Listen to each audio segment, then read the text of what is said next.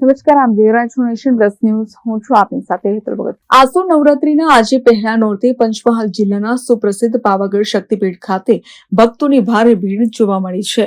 પાવાગઢ ડુંગર ઉપર બિરાજમાન મહાકાળી માતાનું મંદિર દેશના 51 શક્તિપીઠોમાંનું એક ગણાય છે. નવરાત્રીના પાવન પ્રસંગે વહેલી સવારથી જ માઈ ભક્તોની ભારે ભીડ ઉમટી પડી હતી. નવરાત્રી તે મા આદ્યશક્તિના ઉપાસના અને આરાધનાનો પર્વ. આજે પ્રથમ નવરાત્રી હોય, માતાજીનું મંદિર વહેલી પરોઢથી ખોલી દેવામાં આવેલ છે. યાત્રિકો અસંખ્ય પ્રમાણમાં માતાજીના હોંશે દર્શન કરવા છે. જિલ્લા વહીવટીતંત્ર અને ટ્રસ્ટ દ્વારા સુચારું આયોજન કર્યું છે, જેથી કરીને આવનાર યાત્રિકોને કોઈ પણ જાતની તકલીફ ન પડે અને સગવડતાભરી રીતે આવી અને હોંશે માતાજીના દર્શન કરી શકે તે પ્રમાણે સુંદર આયોજન કરવામાં આવે છે. અત્યારે લગભગ કેટલા પબ્લિક દર્શન કરી ચૂક્યો હશે? વહેલી સવારથી અત્યાર સુધીમાં લગભગ 1 લાખ યાત્રિકો માય પ્રત્યે શીશ નમાવી અને દર્શનનો લાભ લીધેલ છે. જી, આપનું નામ? Vinod Variya, temple trustee Pavagadh. મંદિર નીચે બાવા બજાર વિસ્તારમાં મોટી સંખ્યામાં શ્રદ્ધાળુઓ એકઠા થતા પગથિયા તરફ સીધો ધસારો સર્જાયો હતો. ભીડને સંભાળવા માટે પોલીસ તથા તંત્ર દ્વારા વિશેષ બંદોબસ્ત ગોઠવવામાં આવ્યો હતો.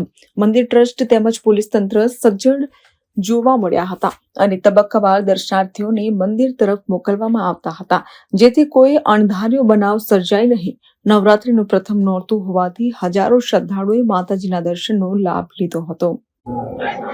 આજરોજથી નવરાત્રીનો પ્રારંભ થઈ રહ્યો છે.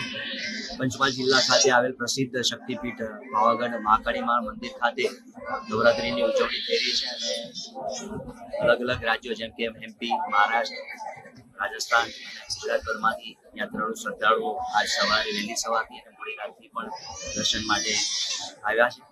આ યાત્રાળુઓને કોઈ જાતની તકલીફ ના પડે, સારી રીતે દર્શન કરી શકે અને એમની સલામતી અને સુરક્ષા જળવાય તે રીતનું વહીવટીતંત્ર તથા જિલ્લા પોલીસ દ્વારા આયોજન કરવામાં આવેલ છે.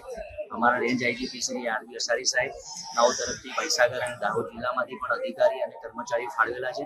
એ મુજબ સીધા અમારા SP ડૉક્ટર હરેશભાઈ દુધા સાહેબના માર્ગદર્શન હેઠળ 3 DYSP, 8 PI, 27 PSI અને હોમગાર્ડ, GRD, TRB અને પોલીસના કુલ 775 જવાનો રાઉન્ડ ધ ક્લોક અમે 15 પૂનમ સુધી બંદોબસ્ત જાળવવાના છીએ.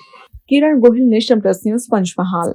સમાચારોના સતત અપડેટ મેળવવા માટે અમારી નેશન પ્લસ ન્યૂઝની YouTube ચેનલને સબસ્ક્રાઇબ કરો, બેલ આઇકન દબાવો અને જોડાયેલા રહો Facebook, Instagram અને Twitter પર.